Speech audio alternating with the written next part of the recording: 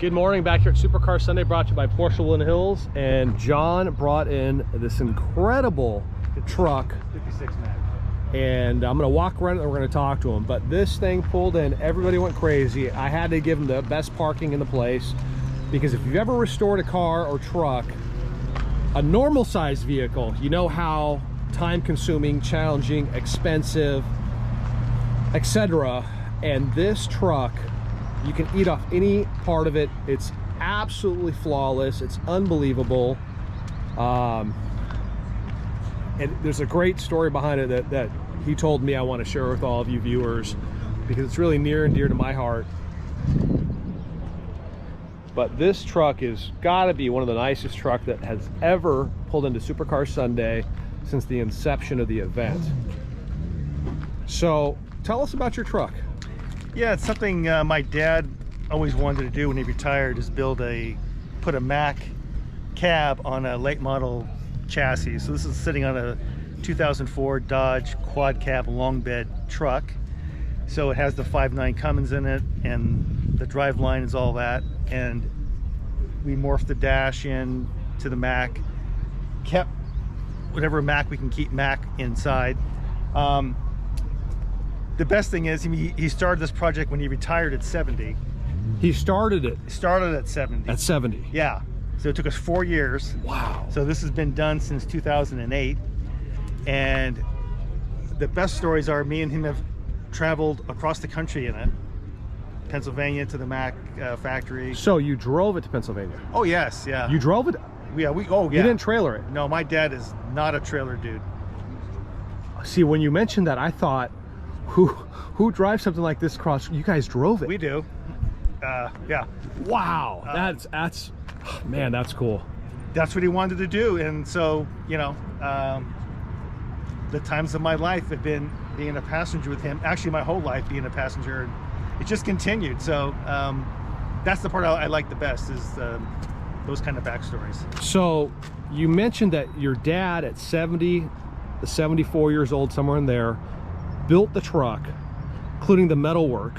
He done all the metal work. So you were mentioning these fenders, he had to bring in about 4 inches. So he took 4 inches out of these fenders. Yeah, there's 4 inches out of here to make it fit nicer here, because the Mac is 8 feet wide.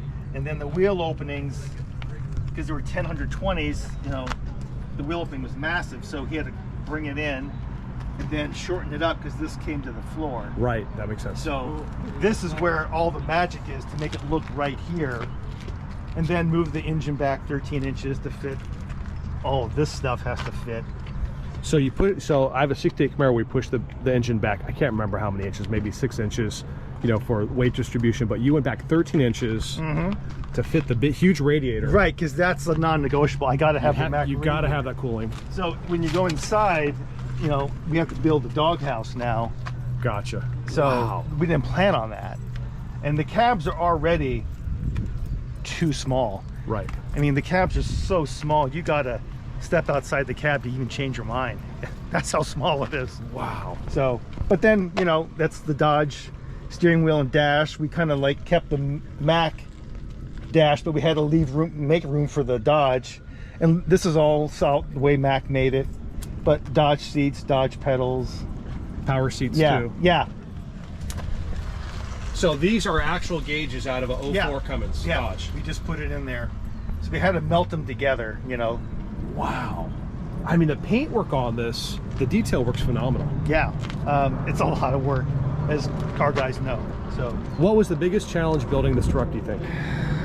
What gave you guys the most grief? Where you moving the engine back 13 inches because the nose is already too short.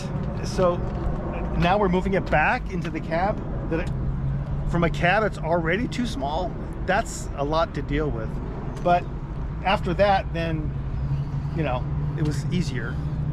And then he made the bed to fit. Wow.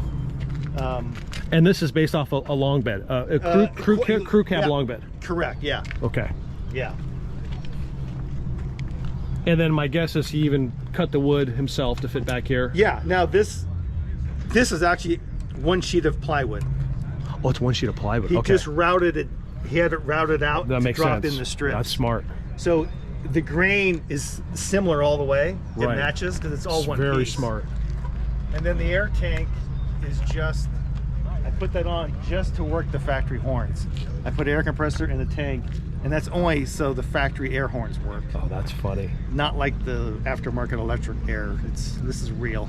So I'm a little bit of a diesel truck guy, and going off memory, a tuned 5.9 Cummins motor 0405 at 65 miles per hour theoretically should get 18 to 21 miles per gallon. I'm thinking. Yeah, the best it gets is we've ever gotten across the country is 17 and a half. 17 and a half. But That's outstanding. it's not aerodynamic. Well, what do you think this thing weighs? Do you I know exactly what it weighs. It weighs 6,800. Okay. But it's so flat and Yeah, it's a brick. oh yeah. So Wow. And the response you get when you go to car shows with it? most people don't know what they're looking at. They love it because it just looks so unique. They think we restored it, which is a whole different game, because building something Right. in your mind is different than getting something and just Being able sanding to, and painting it. yeah, being able to order Yeah. parts of it, a catalog that just bolt right yeah, on. Yeah. But once people understand the story, now they look at it with a different set of eyes. And you mentioned that you were at the Mack factory. You were In Pennsylvania, in yeah. Pennsylvania, and there was a docent there who saw this. You and your dad were there. Yeah, and he was blown actually, away. Yeah, he actually was working the line at the factory in '56. Wow. So we got him to come out and sit in it, and he knew exactly what was Mack, what wasn't Mack. He was just over the moon in it because he hasn't sat in one since the '50s. Wow. So that was exciting. Yeah. Unbelievable. The response from people that know what it is.